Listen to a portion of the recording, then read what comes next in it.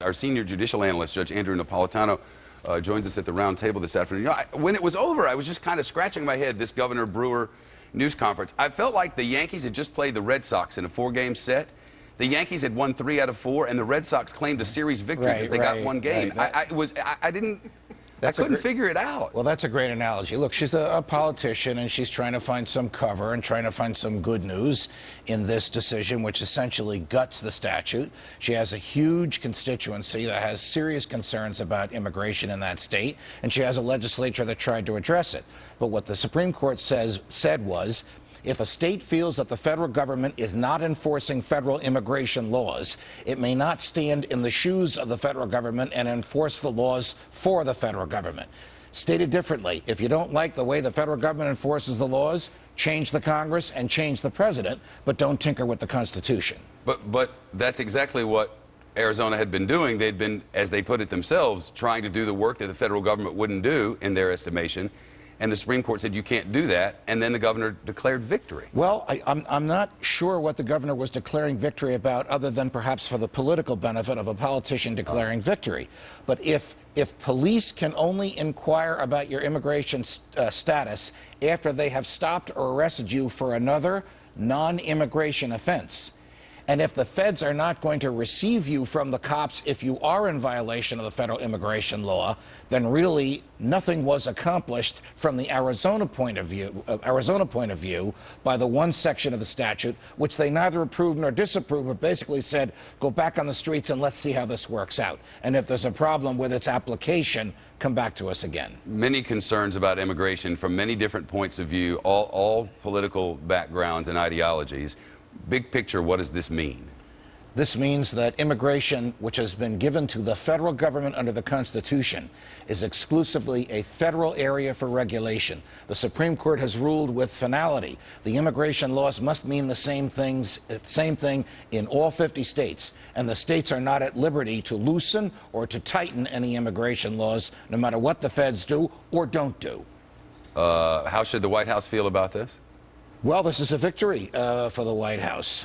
In fact, in one of the dissents, we were just talking about this, Justice Scalia, you talked about this earlier, made reference to, well, what do we do now? The president's changing immigration laws on his own. That's a legitimate argument for Justice Scalia to make. It was addressed in the dissent, not in the majority opinion. But basically, this is a victory for federal power in an area where the Constitution is clear the power has been given to the federal government. All right, Judge, thank you. You're welcome. Despite yesterday's Supreme Court ruling that struck down much of Arizona's illegal immigration law, Governor Jan Brewer is still vowing to enforce one crucial part that the court upheld that made her quite happy. That's right. The rule that allows police officers to check a person's immigration status, no questions asked. Today is a day when the key components of our efforts to protect the citizens of Arizona, to take up the fight against illegal immigration in a balanced and constitutional way, has unanimously been vindicated by the highest court in the land. But with the Obama administration effectively vowing to ignore that law, what is left? Will the law still work? Steve wouldn't ask me that, but he would ask Judge Napolitano that. He's a senior political judicial analyst. So, Judge, is she right? Does she have a reason to rejoice? I don't think so, but in fairness to her, she's obviously looking for how much water is left in the glass rather than how much has been poured out by the court. The heart and soul of the statute, which is when the federal government is not doing its job, the states can stand in the shoes of the federal government. That's been thrown out. And the Supreme Court said that with respect to immigration, that can't be done. What Governor Brewer was happy about a few minutes ago has since changed. At the time she made that statement, she was under the belief that if you were stopped for a non-immigration event, something as profound as murder or as frivolous as jaywalking, the police could ask you for your immigration status. Right. They can? They can. That's the part of the statute that was left in place by the Supreme Court. But since she made that statement, the Obama administration said 2 things which will profoundly frustrate her and the good people of Arizona. They said, we're not going to tell the police the immigration status of people whose status we are aware of, and we're not going to take the human beings. We're not going to accept people from the police in Arizona who have immigration problems unless they're charged with a felony.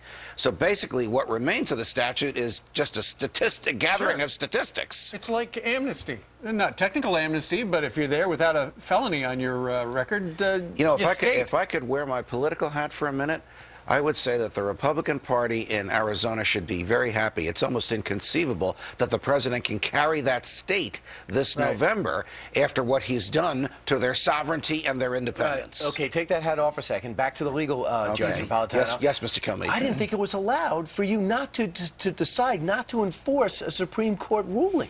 How can you decide that? How could that be okay? Well, it's not a matter of not enforcing a Supreme Court ruling. It's a matter of exercising discretion. There's even some reference. There's even reference in the Supreme Court opinion to the discretion that federal authorities have when deciding how aggressively to enforce something or when to pull back. And they've decided we want to pull back so much, we're not even going to give Arizona police information that up until yesterday, we used to give them. Well, you just cited part of the majority opinion that was written by Justice Kennedy yesterday, and it says discretion in the enforcement of immigration law embraces immediate human concerns. Unauthorized workers trying to support their families, for example, likely pose less danger than alien smugglers or aliens who commit a serious crime. Some discretionary decisions involve policy choices that bear on this nation's international relations. Well, that's very soothing words for the Obama administration. Could help them pass a DREAM Act. Yes, it could. It also gives them comfort when they decide, you know what, we're not going to enforce the portions of the immigration law that the president doesn't like. We don't like. The president can decide not to enforce something if he believes it's unconstitutional. He can't decide not to enforce something just because he disagrees with it. All right, so do you think this could lead to the DREAM Act? Well, you know, that's going to require a lot of Republican votes who probably would prefer to address this after the November elections. But don't you think this is a preview of how the president, if elected to a second term, might just, you know, if he can't get any help in Congress, he's just going to do a lot of these executive things? Absolutely. If you think those executive orders are dangerous now, just wait until he doesn't have to face re-election again. All right. Judge Andrew Napolitano, the man with at least 2 hats that we know of. We thank you very much. A pleasure, guys. All right. Do you believe in heaven and hell? Yes, because it keeps me on straight, or else I'll be committing crimes every single day. I love that piece. And maybe even this afternoon. Well, now the Supreme Court has ruled on Arizona's immigration law. The issue goes back to the state level, specifically how law enforcement is going to move ahead with what's left of the law. As far as Governor Jan Brewer is concerned, it's full steam ahead. The bottom line is that, you know, I feel that when we won and had victory on the heart of Senate Bill 1070, that it would be implemented immediately. Well, as we just heard from Senator Kyle, there are some questions to whether or not the feds will cooperate with local law enforcement if they stop someone on another offense and want to check their immigration status. Fox senior judicial analyst Judge Andrew Napolitano is with us. So, Judge, if you're a local police officer, what's the call here? Well, unfortunately, Jenna, it depends on what state you're in. If you're in Arizona and you're a local police officer and you've stopped someone for jaywalking or for murder, you want to check your computer to see if there are any outstanding warrants on them or if they are a lawful resident here. The computer system will tell you if there are any outstanding warrants, but it will not tell you if they are a lawful resident. Why? Because Secretary Janet Napolitano, no relation, as you know, announced yesterday, within hours of the Supreme Court decision, that the federal government, A, will not accept or receive into federal detention facilities anyone arrested by Arizona law enforcement for immigration violations unless it's a felony, and overstaying a visa is not a felony, and B, the federal computer apparatus will no longer inform Arizona police of the immigration status of people they arrest. So let me stop you there. Is the federal government, in a roundabout way, breaking state law that's requiring the police to actually check the immigration status if there's a reason to? The President of the United States is violating his oath faithfully to uphold the law. I emphasize the word faithfully because that's in his oath of office and it's in his list of responsibilities in the Constitution. He's basically enforcing the laws he likes and not enforcing the laws he doesn't like. So what actions can the state now take if they get into implementing this law in full? The police officers are on the ground. Let's say hypothetically they really are confronted with the reality that they're not getting the backing from the Department of Homeland Security. What actions can be taken then by the state? If the police officer is is in Newark, New Jersey, and he arrests someone, his computer will tell him of the immigration status of that person. And if they are an illegal, he can put them into the custody of the federal government, which can retain them, deport them, or release them. But if the police officer is in Tucson, Arizona, the feds will not cooperate with him at all. So inquiring of the immigration status of that person is nothing but a statistical exercise. Since they cannot be arrested and put into an Arizona facility, Supreme Court barred that yesterday, and the feds will not take them into a federal facility. Secretary Napolitano barred that yesterday. So Governor Brewer is in a conundrum. Her police no longer have a state law to enforce, and they cannot enforce the federal law in place of the feds. So who's enforcing the law? In Arizona, with respect to immigration law, the only laws that are being enforced are those which rise to a felony, which means if you orchestrated the movement of a good number of immigrants illegally from Mexico into Arizona, that would be a felony, and you, the person who delivered them across the border, could be charged, and the feds would prosecute you. But the people who came across the border would not be charged, because the president has chosen to enforce one law and not another. Interesting. The problem ultimately is the president's. He's supposed to enforce all laws whether he likes them or not, and he's not doing that. Judge Napolitano, with your opinion on this case, we look forward to talking to you about health care as well, coming up on Thursday. My pleasure. Thank you very much. Let's take this to the judge in the House. Our senior judicial analyst, Judge Andrew Napolitano, is here. Lots of talks about leaks, but not a lot of talk, as you've mentioned repeatedly, about the substance. It is appalling that there is no talk about the substance. The substance is that the president looks at pictures and bios of people and decides who to kill, even Americans, without any judicial process or any declaration of war. The substance is that the president has directed the CIA to do this, because if he directed the military to do it, there'd have to be public reporting. The substance is that the president has the American intelligence community fighting a cyber war against Iran, which is the moral equivalent of war, but no declaration of war. None of these people complaining about the leaks is complaining about the profound constitutional and due process violations that the president is engaged in. You wonder why it is. How is it that the president of the United States, and these are just facts here, the president of the United States, according to these reports, has a list of people who have never faced justice, who have never had a lawyer, who have never faced accusations, who have never been through the court system. The president of the United States chooses who these people are, sends our equipment and our people to kill them. The Constitution says the government cannot take life, liberty, or property without due process of law, meaning a charge and a trial and all the protections that come with that, unless the Congress declares war. There's been no due process of law, and there's been no declaration of war on these people or on the countries in which they're located. So the president is clearly breaking the law and violating the Constitution by killing, yet the members of Congress, usually members of the Intelligence Committee in the House and the Senate, are more concerned about leaking than killing. It's been your assertion that the concerns about leaking are largely to tie up the system in an election year, right? Well, you know, as Catherine reported, this type of an investigation, whether conducted by sitting U.S. attorneys or by a special counsel appointed by the court, will take a long time. I doubt that there will be a resolution of this before Election Day. But hear this.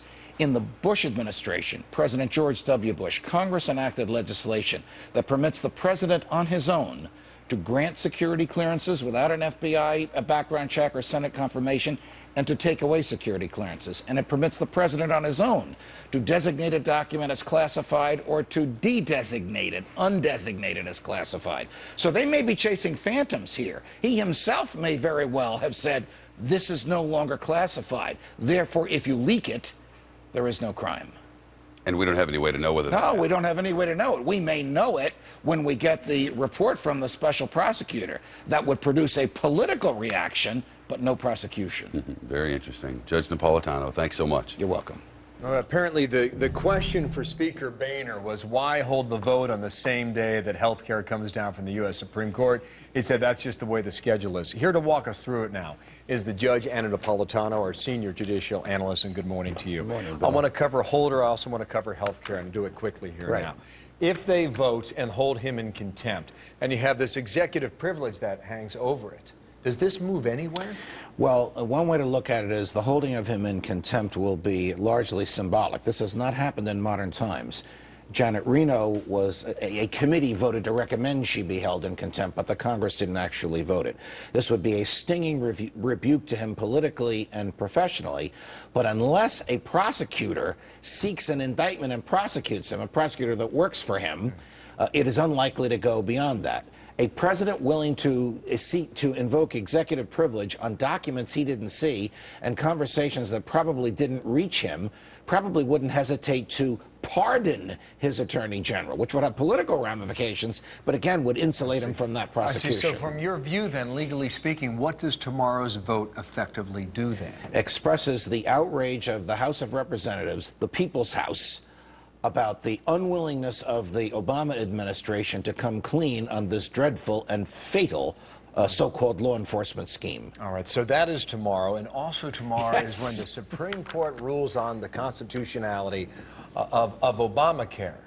Now, there are countless scenarios that the court could go through tomorrow, and Yes. we're going to watch it here live together. However, is it likely that no matter how they rule, that even though people think the Supreme Court's going to settle this thing, is that it will be far from settled after the decision is rendered tomorrow? I think you could make that argument, Bill.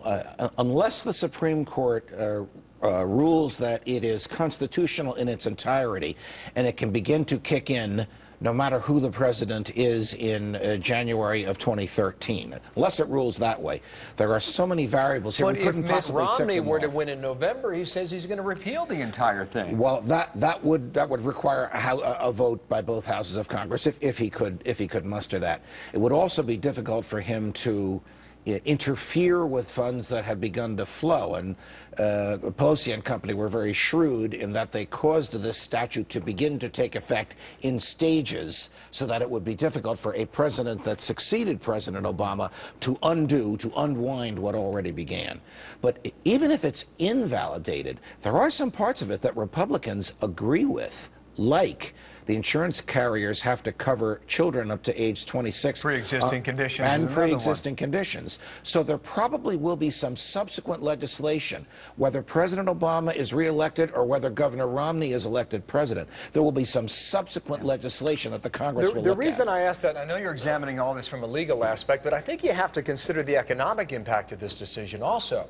Businesses changed their models 2 years ago based on what they thought the law would be. Right. If the law changes, they're going to have to change their model yet again. Yes, they are. Yes, they are. And it'd be very interesting to see if the court is concerned with that or if the court takes a very narrow view, and I'll give you a little hint in a minute, and says, you know what, we're not concerned with economics. That's the job of the Congress. Here's the hint. If Chief Justice Roberts writes the opinion, it will probably strike down the statute on a very narrow grounds and leave the rest of it for the Congress Which statute? to resolve. The mandate statute Yeah, that says you have to buy insurance? Yes, and if Justice Kennedy writes the opinion, it will probably be a broader assault on the statute, and it will invalidate more than just the mandate. Without getting too deep, why is that? Why are you trying to make, or why are you making that distinction now? Because Chief Justice Roberts has a view of a role of the court that it should only strike down that which is clearly unconstitutional and should leave the rest for the popular branches of the government.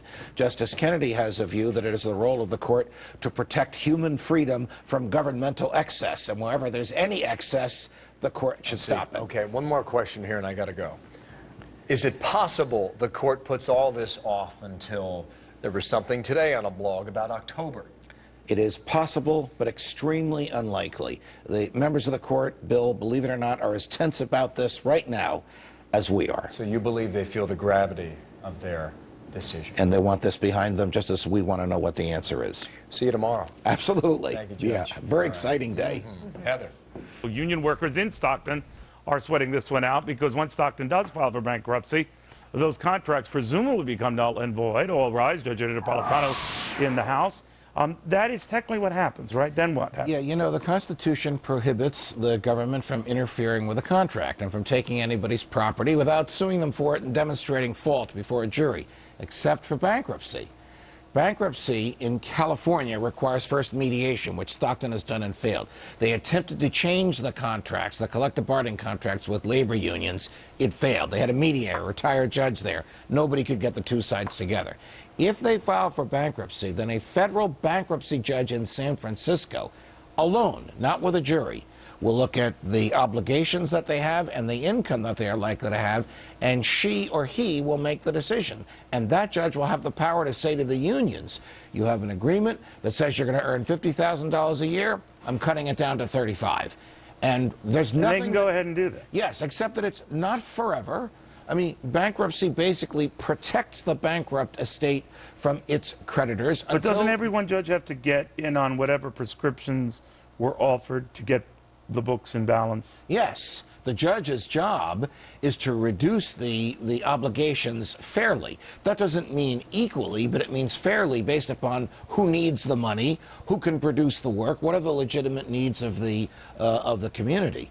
But this will be quite a haircut for the unions, the likes of which they are not accustomed to taking, because political support will not help them out. This is a life-tenured federal judge who will be making this decision. You know, when I used to cover a lot of the airline bankruptcies in the 80s and 90s, Judge, the argument from labor was they love bankruptcy because they can just abrogate everything they promised and start fresh, and we're the ones who get screwed. Be that as it may, and people can argue that till the cows come home, don't you think if Stockton were able to succeed at this, get its books in order, other cities and or states would be tempted to do the same thing? Yes. Now, there is political fallout to this. The people who ran the city into the ground and who declared bankruptcy are certainly unlikely to be reelected. They may not even run for reelection. So there is that political fallout. But yes, if this is a successful bankruptcy, by which I mean the city stays solvent and basically performs the basic services we all expect of a municipality, you will see other municipalities in California, it will start there because that's where it's most acute, doing the same thing. Yeah, but you know, I always wonder the scarlet letter of a bankruptcy filing. We remember with Argentina in the 80s, that once you do it, it does take years to get your investment good faith and investors back. What would happen here? It would if it were you or I or individuals, but when it is a municipality and the cause for the bankruptcy is not the bad choices of any one person, but a downturn in tax revenue and overly generous union contracts entered into during the good times, I don't think there is that scarlet letter. I think the opposite. I think what you suggested earlier is likely, which is you'll see a lot of other municipalities doing the same thing because it gets them out from under a burden that they can't tolerate. They can't make that nut every month. Well, maybe what this will prompt, too, is a lot of public unions to make big concessions now for fear that, boy, guys, it could be a hell of a lot worse if we don't do that. Precisely, precisely. And that's what they attempted to do with Stockton in the mediation, and it failed. So the Stockton bankruptcy might actually help the mediation of other municipalities, which avoids the stain of bankruptcy, because then it's voluntary. Amazing. If it's flawless on laws, you are in business. But California's a dangerous place. You think? You think? All right, Judge Anna Napolitano, thank you very, very much. Pleasure, Neil. It's my understanding that they're way behind the 8 ball in states that have resisted this change so far. Well, let me tell you what happened in 19 New Jersey. Health and Human Services ordered the state to set up the exchanges. The legislature voted to do it. Governor Christie vetoed the legislation, saying, I'm going to wait until the Supreme Court rules. Governor Christie apparently was vindicated today, since he doesn't have to set up those exchanges, because if he fails to do so, the state will not suffer any adverse financial consequences by that decision. But what does this ruling, based on how we understand it now, affect somebody like Chris Christie and the people of New Jersey? It means that the Congress is going to have to address how it provides health care to people when it has ordered the states to do so, and the states are free to resist that order because the order has no teeth to it, because the Congress can't enact any financial But are consequences. you saying that New Jersey can still do what it wants? Without having read the opinion, as Megan and I have not read it, but on the basis of snippets of information that we're getting, it appears as though it can, and it appears as though someone like Governor Christie has triumphed here, because he didn't spend the money to challenge it, as 26 other states did. He signed a piece of legislation, vetoed a piece of legislation, putting it into place, and now the feds have lost the hammer with which to compel him to put it into place. You mentioned New Jersey. I would also remind you about Virginia, strong resistance. State of Georgia, the Yes. state of Florida, which Yes. really led the charge on this case. The Supreme Court has spoken. This law is a tax, he states. The bill was sold to the American people on a deception, but it's not just that the promises about this law are not kept, it's that it's made the problems it was meant to solve even worse. From Mitch McConnell. Judge. If I were to summarize the opinion, I would say this. The Commerce Clause does not authorize the Congress to compel you to behave, but it authorizes the Congress to restrain your behavior. But the Constitution lets the Congress decide to tax and spend however it wants, because it will suffer political consequences if the people find the tax too burdensome or the expense too extravagant. And in terms of the court, sometimes the court thinks like the Vatican does. It thinks in terms of generations and centuries, knowing that law students and lawyers and scholars and judges as yet unborn will strain over the language in an opinion. And so they sometimes write not for the immediacy of the moment, but for the future of human freedom. As painful to conservatives as the Chief Justice's opinion may appear, there are some glimmers of light in it and some glimmers of hope for future justices to restrain future Congresses from interfering in the future behavior of individual private persons. Given the nature of the threat and the programs at issue here, we must agree. The threat is the threat to take back from the states other dollars that the federal government is committed to pay the states to compensate the federal government for setting up the exchanges on its own. So basically, this act, which has been, this portion has been invalidated, said to the states, set up these insurance exchanges. They're basically for poor people or for people that are out of work, people who can't get insurance anywhere else. If you don't set it up, we will set it up for you, and then we will deduct from what we owe you on other matters what it costs to set it up. That has been invalidated. The ability of the federal government to command the states to do something that they don't want to do and to punish them financially if they don't comply with the command, that's been invalidated by a vote of 7-2. Remember, more than half the states challenged this in the Supreme Court. They alone of the challengers were victorious. Okay, Judge, your thoughts. This is the jurisprudential equivalent of driving a camel through the eye of a needle. That's the circuitous route through which the majority took the law in an effort to justify it. In the very phrase in which the majority calls it a tax, it refers to it as a penalty. The Constitution requires a tax to emanate in the House to start in the House of Representatives. This didn't. The Constitution says that a tax is used to generate revenue. This is used to punish. I think that this is not a decision that will be well regarded by legal scholars, that it was result-oriented, not process-driven. What about this expanded Medicaid portion that was not upheld? Well, you know, that is a 7-2 vote. And that is basically saying that the federal government cannot coerce the states into doing something they otherwise wouldn't do. It can invite them, it can entice them, it can compensate them, but it can't coerce them. And the coercion here was very, very severe. The coercion in the statute said, if you don't set up these insurance exchanges by expanding Medicaid to people who don't otherwise have or can't otherwise acquire health insurance, you will lose all your Medicaid reimbursement, not just the Medicaid reimbursement that we will give you to assist you in setting up the exchanges, but all of it. Right, those were the strings that Congress tied. Correct.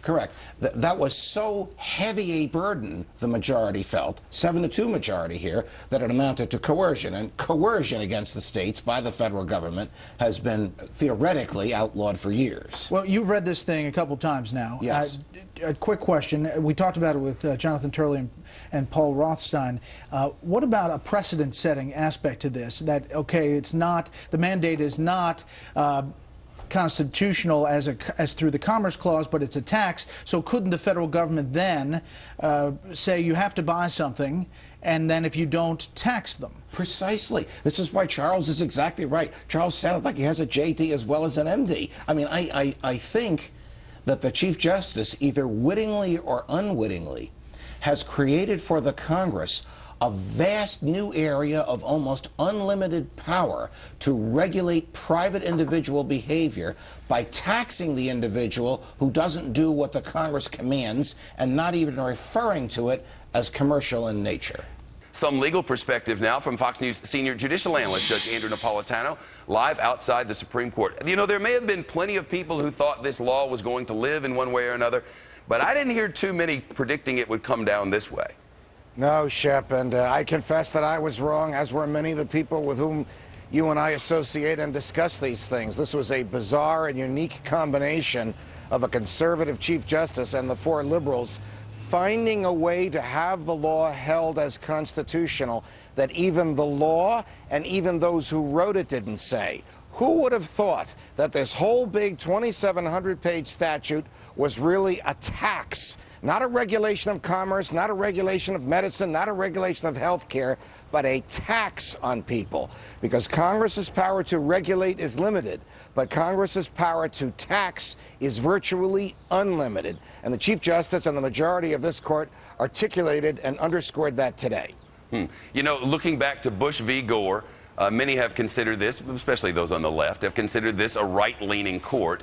What does this do for this court, historically speaking and otherwise?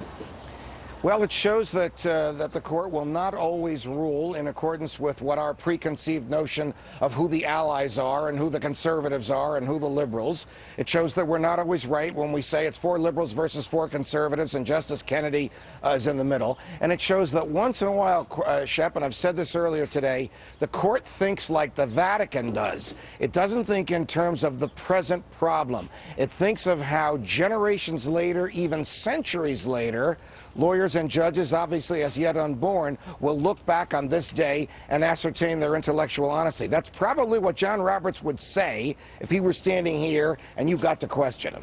The dissent in this was quite something, Judge. From it and otherwise, we learned that without this from Justice Roberts, not just a little bit here and a little bit there, but the entirety of this law was gone.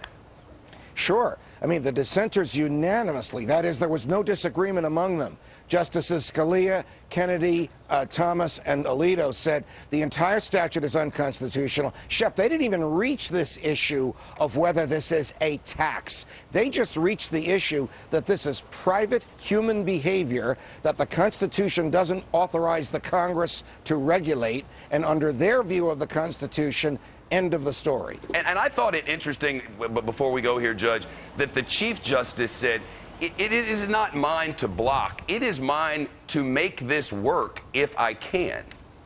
You know, you played a great tape of him a few moments ago saying that he's going to be an umpire. He's not going to throw the pitches and he's not going to try and hit the ball. His job, he said today, is to find a way to make these statutes constitutional, even if it's a narrow way. And he did.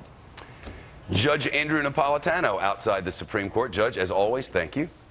Chief Justice John Roberts making a controversial decision yesterday, upholding the Affordable Care Act and specifically the individual mandate as constitutional. Roberts ruled Obamacare is a tax and therefore falls under the authority of the Congress. So is this the right decision under that line of thinking? Joining us right now, senior judicial analyst, very busy guy, Judge Andrew Napolitano, just back from D.C. Judge, did he make the right decision yesterday, the sensible decision? Well, I don't think he made the right decision. I don't think he made the sensible decision. I don't think he made the constitutional decision. Because basically what he said was the Congress can't force you to do anything, but it can tax you if you don't do it.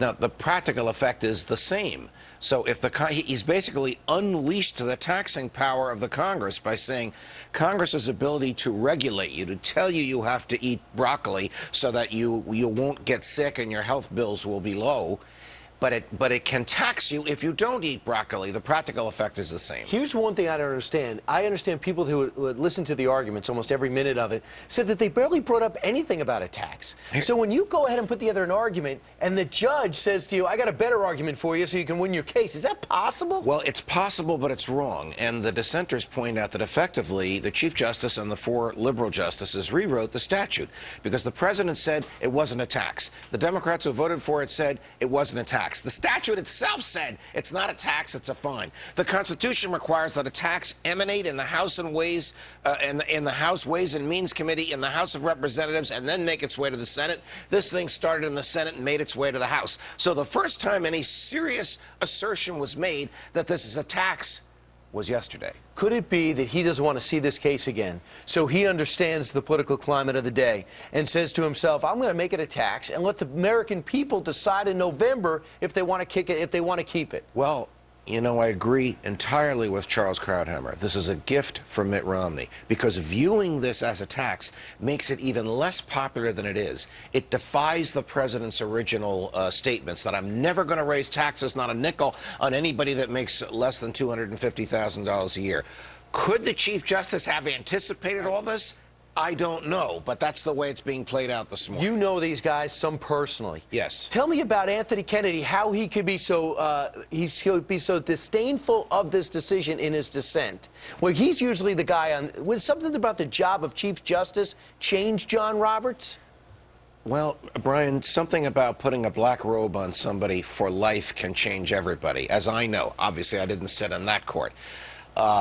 Justice Kennedy, who probably wrote the dissent is signed by 4 justices, which is unusual, but it seems like it's his writing, refers to the argument as feeble, refers to the argument as the majority opinion as feeble, says the majority opinion basically rewrote the statute, and uses the word never in italics 5 times. We have never done this before. We have never converted a fine into a tax. We have never said that the statute is the opposite of what the Congress has said it is. It makes you wonder what the majority was thinking when they wrote this. Right, and it's too. The other 4, if they had their way, the whole thing's gone, not just the mandate, correct? Yes. Can I tell you who's a victor here?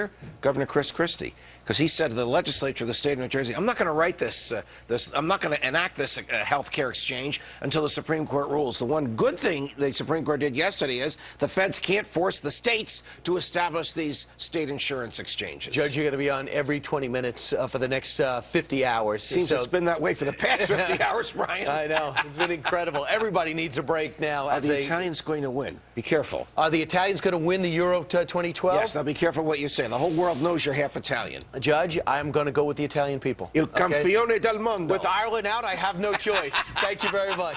All right, Judge, thanks a lot.